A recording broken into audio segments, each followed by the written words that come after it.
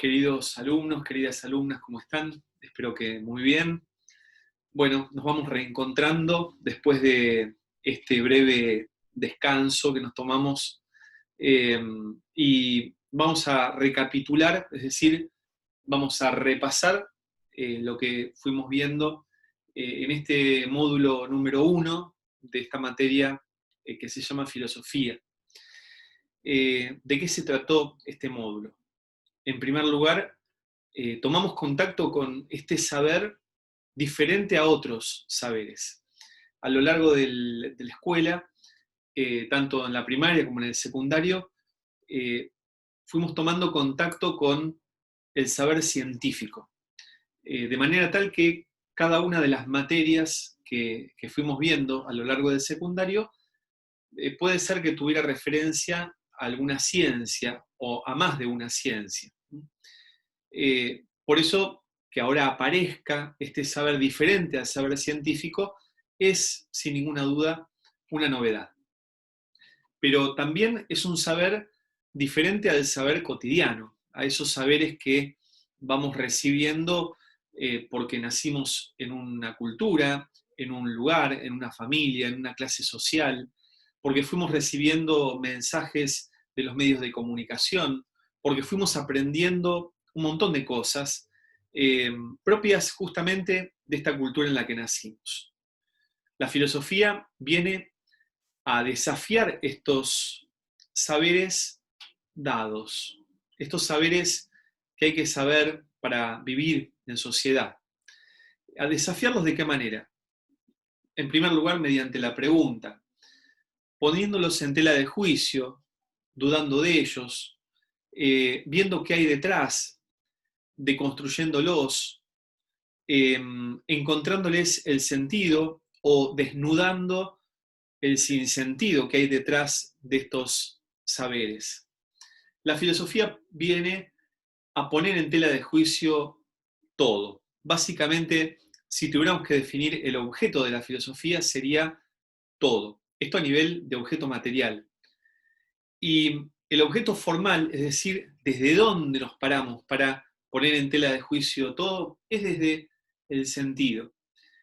Encontrar el sentido o el sinsentido es una de las tareas centrales de la filosofía.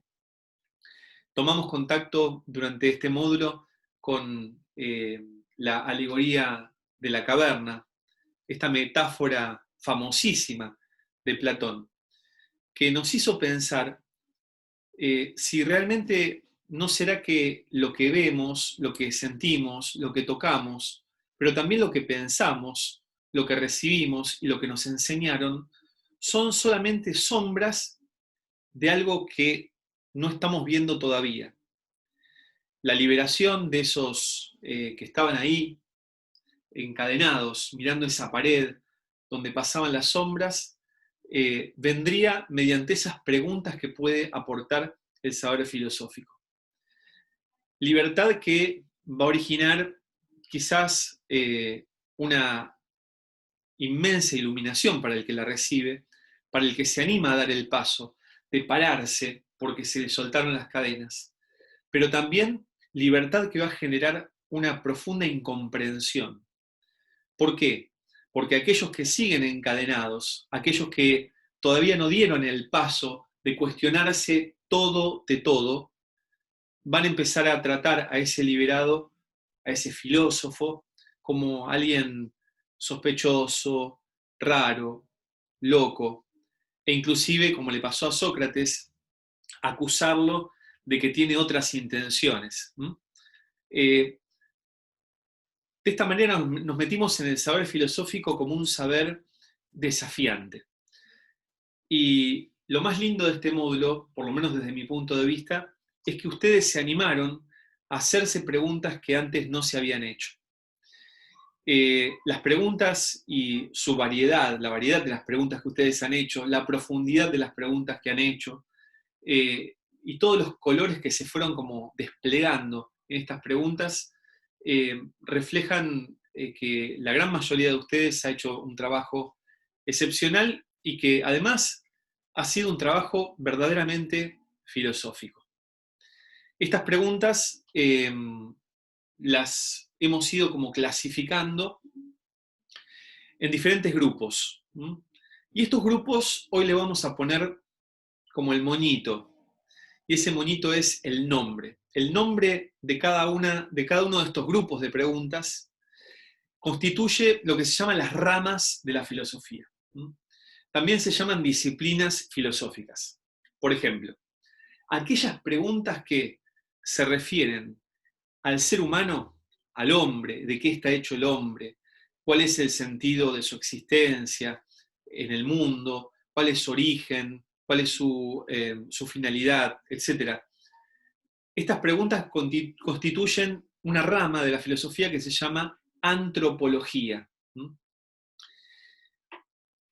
Las preguntas que se refieren a cómo vivir, las preguntas que se refieren a nuestros valores, al modo de obrar, a nuestra moral, es decir, estos criterios que nosotros tenemos para manejarnos en la vida, qué es lo que hace que algo esté bien o mal, si existen el bien y el mal, el tema de la libertad y la responsabilidad y los límites que conlleva esa libertad. Todas esas preguntas tienen un nombre, y ese nombre es ética. La ética es esa disciplina filosófica que trata de todos estos temas que acabo de nombrar. También tenemos algunas preguntas que se refieren al saber, a la verdad, si existe, si no existe, si existe y la podemos conocer, si la podemos conocer, hasta qué punto, cómo se da la relación entre el ser humano y eso que llamamos verdad. Si existen solamente interpretaciones, si la verdad es subjetiva o existe una verdad. Todas esas preguntas están dentro de este grupo de preguntas que llamamos teoría del conocimiento. Es el nombre más sencillo para nombrarlas. El nombre técnico que se le da dentro de la filosofía es gnoseología. Bien, hay otras preguntas que se refieren a la historia, a los acontecimientos. Por ejemplo, si tiene sentido lo que está pasando, si la historia tiene un sentido, si hay un progreso en la historia, si la historia es cíclica, si la historia no tiene ningún sentido, si estamos arrojados en la historia o si somos constructores de la historia. Y los relatos que nombran la historia y que la cuentan, la historia como ciencia, qué tipo de validez pueden tener, ya que habitualmente la historia la escriben los vencedores. Todo este grupo de preguntas que nos hacemos cuando no descubrimos y queremos descubrir el sentido de los acontecimientos. Todo este grupo de preguntas se llama filosofía de la historia y es otra de las ramas de la filosofía. Cuando nos preguntamos acerca de la belleza, de lo que es lindo, si algo es lindo porque cumple algunos criterios y quién pone esos criterios para decir que algo es lindo, es bello, nos referimos a una persona, pero también a una obra de arte o a un paisaje, a algún objeto de la naturaleza, o si la belleza es solamente propia de los ojos del que ve. No hay entonces un criterio objetivo en las cosas para decir que algo es lindo o no, sino que la belleza es una apreciación puramente subjetiva. Todo este grupo de preguntas pertenecen a una disciplina filosófica, a una rama de la filosofía que se llama estética. Bien, también hay algunas preguntas que son las más profundas, las que se refieren al sentido último de la realidad. ¿De dónde viene todo esto? ¿Cuál es la identidad de las cosas? Si podemos conocer la esencia de lo que las cosas son. ¿Qué es lo que hace que algo exista pudiendo no existir? Si hay algún destino del universo, si hay algo más allá, si hay algo que sostiene todo lo que existe, si somos fruto del azar o si somos fruto del sentido. Y si somos fruto del sentido, ¿de dónde viene ese sentido? Todas esas preguntas tan profundas, pertenecen a una rama de la filosofía que se llama metafísica, y que es llamada también la filosofía por excelencia, porque es la disciplina de la filosofía más filosófica de todas, por decirlo de alguna manera. Otras disciplinas filosóficas se han, entre comillas, independizado de la filosofía, como por ejemplo la psicología, ¿no? Y ya no pertenecen al saber filosófico, ¿no? Si bien son, entre comillas, hijas de la filosofía. Pero nos quedamos con esta variedad de ramas, son solamente algunas de ellas, las que nombro, hay algunas otras más. Dijimos que una de las ramas de la filosofía es la ética. La ética, que es esa disciplina filosófica que se va a ocupar del saber vivir, ¿no? Que no es lo mismo que saber, y que tampoco es vivir porque sí. Saber vivir tiene que ver con la sabiduría, ¿no? Podríamos definir la sabiduría como saber vivir. No todas las personas que saben mucho saben cómo vivir. Y de alguna manera vamos aprendiendo a vivir eh, a lo largo de la misma vida y con las vivencias y con las experiencias que vamos teniendo y con la interacción de nuestra libertad con esas cosas que se nos van presentando, esas situaciones que se van dando. La ética es la reflexión sobre la moral. ¿Y qué es la moral? Esta manera de conducirnos, esta manera de estar en el mundo. Por ejemplo, si yo voy caminando por la calle y veo a una persona pobre pidiendo, eh, puede ser que diga, bueno, yo sigo de largo porque no le doy nada nunca a alguien que pide. Si yo me pongo a pensar por qué no le doy, y digo, bueno, ¿por qué no le doy? No le doy porque me parece que es una persona que podría estar trabajando, por ejemplo. O no le doy porque prefiero darle algo de mercadería antes de darle dinero, antes que darle dinero. Cuando empiezo a reflexionar acerca del por qué, en este caso, no le doy, empiezo a hacer ética. Lo otro es la moral, el no darle. La ética es la reflexión sobre el hecho de que no le doy. Lo mismo podríamos decir si paso por delante de esta persona y le doy algo porque me está pidiendo. El hecho de darle es mi moral, o sea, es mi manera de vivir. Ahora, la reflexión acerca de por qué yo le doy, esa es la ética. ¿Eh? Entonces empiezo a pensar, ¿por qué le doy? Y porque me parece que hay que construir un mundo más justo, porque me parece que darle algo es darle una oportunidad, porque me parece que esa persona realmente lo está necesitando y porque me parece que hace falta empatizar con el otro. Todas esas razones serían la ética de mi moral. ¿Y cuál es mi moral? Darle algo al que pide. Y una de las cuestiones centrales de la ética, y acá vamos ya al trabajito de esta semana, es la cuestión de la felicidad. Hay toda una rama inmensa de la ética que sostiene, desde Aristóteles para acá, que el fin último del hombre es la felicidad. Aristóteles le va a poner un nombre que es eudaimonía. ¿Eh? ¿Y de qué se trata la felicidad? Se trata de la plenitud del bien de todas mis potencias, de todas mis fuerzas. Eso significa la palabra eudaimonía.